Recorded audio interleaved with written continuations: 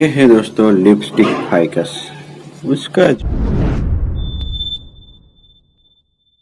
जो लीफ का शेप है वो मुझे लीफ की तरह लगता है, शायद इसीलिए इसका नाम लिपस्टिक फाइकस होगा। तो इसमें क्या करेंगे दोस्तों, इसको मैं स्टाइल करना चाहता था, ज़्यादा मूवमेंट देने के चक्कर में ये टूट गया भी।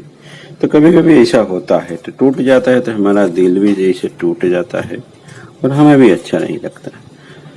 तो ऐसे मटेरियल को रख दीजिए और उस रख देने के बाद इस तरह का ग्रोथ आया है इस प्लांट में।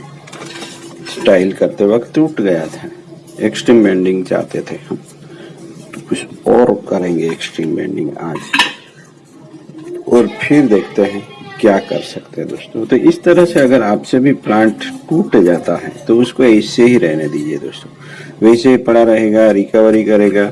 उसके बाद आप उस पर वर्क करना है आप लोगों को, तो कुछ अच्छा निकल के आता ही आता है। बेस टाइम अगर पूरा भी टूट जाता है तो पूरे इसके नीचे से भी कुछ न कुछ निकल के आ ही जाता है। तो प्लांट जब तक जिंदा है तब तक आप उस पर वर्क कर सकते हैं।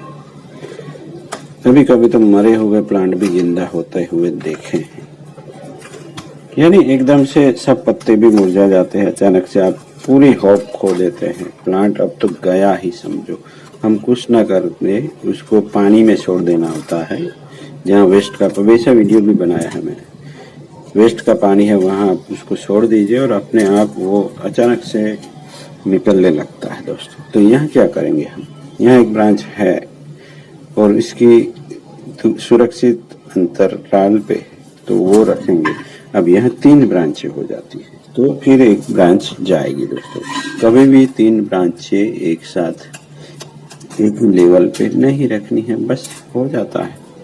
और यहाँ भी देखिए, यहाँ की 4 ब्रांचें हो गई है, यहाँ पीछे भी एक है, तो फिर यहाँ से थोड़ा अंतर है, तो फिर उसको निकाल देंगे, इसको और पीछे वाली को, 2 ही चलेगी। और यहाँ से भी, यहाँ भी कुछ ब्रांचें आ जाती है, यहाँ नज़दीक कौन है वो रखते हैं, इससे यहाँ 3-4 ब्रांचें मिल गई हमें।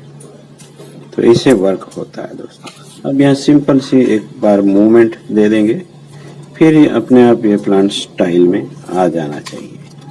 तो इस तरीके से अनवांटेड ब्रांचें कौन सी है वो निकालना है।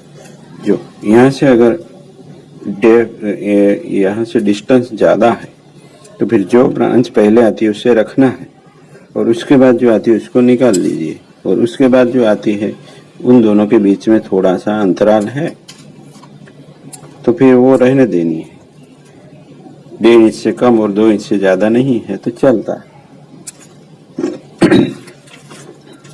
तो इसी तरीके से वर्क करना है, सिंपल रूल है। अनवांटेड ब्रांचों को निकालना है और फिर प्लांट स्टाइल तो हो जाएगा। फिर आपको एक स्टेप लेना होता है कि उसकी रूट ट्रेनिंग भी करनी होती है। प्लांट ट्रेनिंग के बाद रूट ट्रेनिंग आती है, वो किसी प्लास्टिक पॉट में आप उसको ट्रांसफर, जैसे मैं काले रंग के पॉट इस्तेमाल करता हूँ वो इस्तेमाल कर सकते हैं। मैं वायरिंग कर लेता हूँ, जो आपको आता ही होगा। वायरिंग अगर नहीं आ रहा है तो प्रैक्टिस कीजिएगा, हो जाएगा। कुछ वीडियो है बिगिनर्स सीरीज के प्लेलिस्ट में, आप जाके देख सकते हैं।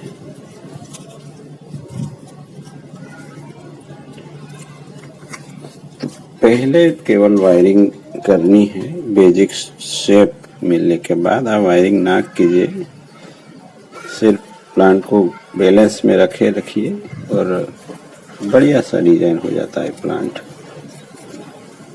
और अब हमारे प्लांट तो आप लोग देख रहे हैं, नहीं दिखा पाता था, ऐसे ही रखे हुए थे। अब यहाँ टेरेस है तो फिर थोड़ा करेंगे, अरेंज भी करेंगे बाद में भी कुछ, पर अभी रखे हैं तो आप लोग देख सकते होंगे, कुछ वीडियो में मैं दिखा भी रहा हूँ। दोस्तों प्लांट कब खरीदे उस पर भी सवाल हो सकते हैं, अभी बढ़िया सीजन है प्लांट खरीदने का, उसका रिपोर्टिंग वगैरह आप थोड़ा बचे करने से, तो आप प्लांट लाके रख सकते हैं और इस तरह स्टाइल करके आप रख सकते हैं प्लांट्स को, भले रिपोर्टिंग ना करें, और गुजरते मॉनसून में कर सकते हैं। या फिर अगले स्प्रिंग तक ऐसे ही रख सकते हैं बैग में, पर उसका जो रख रखाव है थोड़ा ध्यान देना है। पर मानसून में तो चलता है दोस्तों, मानसून के बाद थोड़े ज़्यादा सावधानी रखनी होती है। प्लांट प्लास्टिक में है तो उसमें सही तरीके से पानी देना होता है, या फिर ज़मीन में गाड़ सकते हैं, या किसी और सेलो पॉट में रख के रखना होता है जब बारिश नहीं होती तो अब केवल यहाँ जहाँ ब्रांच वहाँ टर्न के रूल्स के हिसाब से हमें यहाँ इस तरीके से बेंडिंग कर देना है।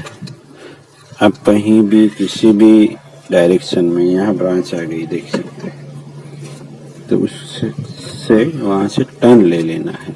फिर यहाँ ब्रांच आ गई तो वहाँ भी टर्न ले लेना है, इस तरीके से चलना है। और ब्रांच है वहाँ से टर्न करके इस तरीके से हो जाता है स्टाइल।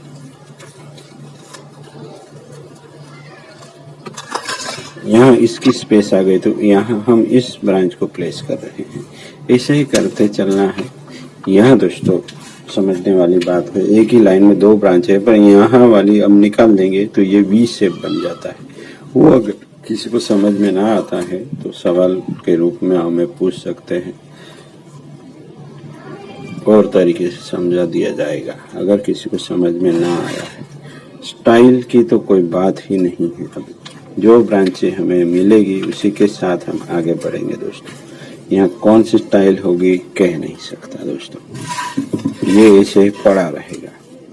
फिर भी ये एक शेप में नज़र आ रहा है, एक तरीके से यहाँ से ऐसे ट्राइगोनल बन रहा है। बनता है तो ठीक है, ना भी बनता हो तो कुछ ब्रांचों को हम इस तरीके से प्रिजर्व करके मल्टीप्लाई करवाने के बाद उसको प्लेसमेंट करके स्टाइल करेंगे। तो मिलते हैं किसी और नए टॉपिक के साथ। Thank you for watching.